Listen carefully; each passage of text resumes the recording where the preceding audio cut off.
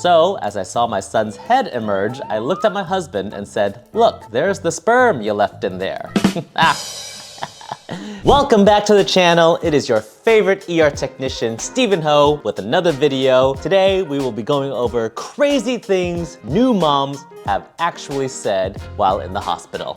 Here's a story of a messy mom from when I worked in labor and delivery. Two men in the room on each side of the pregnant patient. Everyone is white. The patient did not know who the father was. Both men were competing in the "I can be the most supportive" contest. Well, the baby was born, not a white baby. Safe to say the real father was not in the room and the two men were confused. You're confused? You should just leave. Not a white baby is literally everything else. Can we guess what color the baby was? Comment below. Yeah, I'll bet everyone in the room was confused, including the baby. I'm confused, bro. I'm an OB/GYN.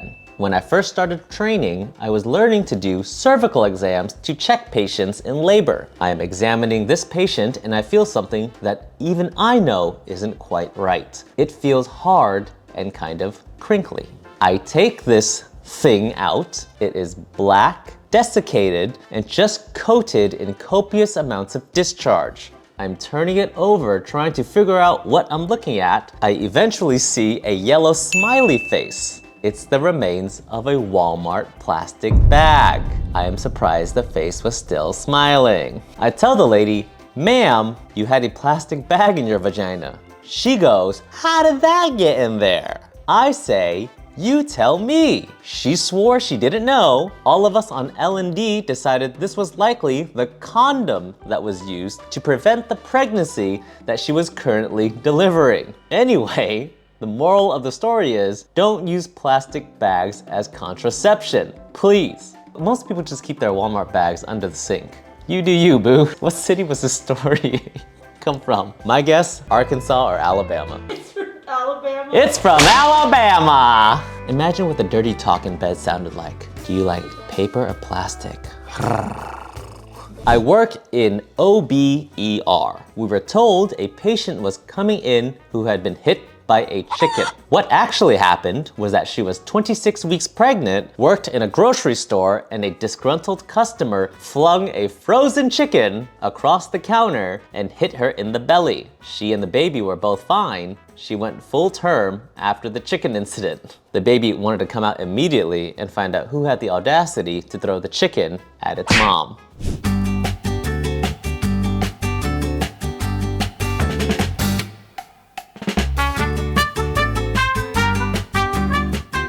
Trying to break out of a hospital after you give birth, which is never gonna work. First of all, you basically just had surgery, so you're gonna be a little slow. What's interesting is, it looks like that belt that she's wearing looks like a gait belt. If you don't know what a gait belt is, it's something that we use to help patients walk. We can pick them up from the bed, and we can hold on to them so they don't fall over. It's a little high, so I don't know if it's a gait belt, but still interesting. You see all her wires are in her pocket in the gown, so we don't have to unhook you from everything once we get you up to go for a walk. Catch me if you can. Y'all want to know something really embarrassing? Always. I'm at the emergency room with Brooks, okay? Because he wasn't breathing right. And he's still kind of not breathing right. But we've had a cold, so obviously I'm going to take action as soon as possible. He started breathing funny. His eyes were like all red and stuff, like around his eyes. Not his actual eyeball, his around his eye. And so I took him to the emergency room. She went to go do a COVID test, pulled out the biggest freaking booger ever, and now he's breathing better. Obviously, I'm super freaking happy that he's breathing better, but that's embarrassing. That is so embarrassing. Oh my God. Get me out of here. Parents, if your baby is having trouble breathing, let's say this is a baby, you can grab one of these. It is called a nasal aspirator, or as we like to call in the ER, a bulb. What you're going to do, if this is your baby and they have trouble breathing, you could push this in first, stick it in the baby's nose, and then let that go. It'll suck out anything that's in the baby. You will then push out, get rid of whatever's in there, and do it again. They use these when the mom gives birth. As soon as the baby comes out and it's covered in all that mucus and stuff, the first thing they want to do is make sure they get rid of all that nasty gunk out of the nose so the baby can breathe. We use this in the ER. You could use this at home too. Again, you could buy this at the drugstore.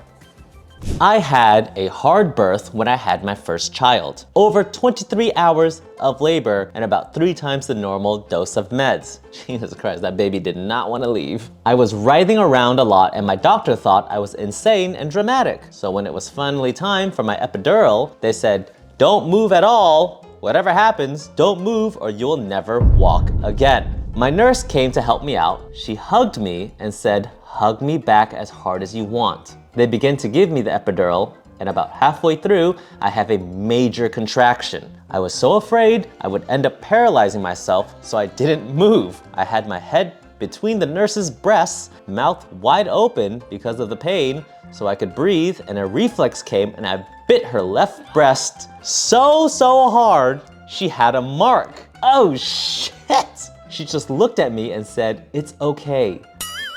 She showed no pain at all, but only love and compassion for me. Aww! And some may think this was an older nurse who had seen some things. Nope, I was the first patient after graduation. Holy shit! That's nice, this is really nice. That wasn't where I was expecting the story to go. But also, paralyzed after an epidural? Don't know where that came from, but if you want to comment below and let us know your take on that, would love to hear it. Go moms. I'm a nurse midwife. I got called at 4 a.m. from the night shift charge nurse warning me she would not discharge 2 patients until I came and convinced them to change their baby girls' names. One patient chose vagina, but pronounced vagina, like Regina.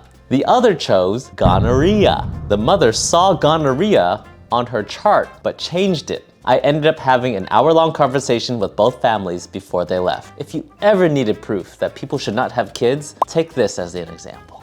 I'm a retired L&D nurse, labor and delivery. It's late and this lady walks in with her boyfriend. They're both 18.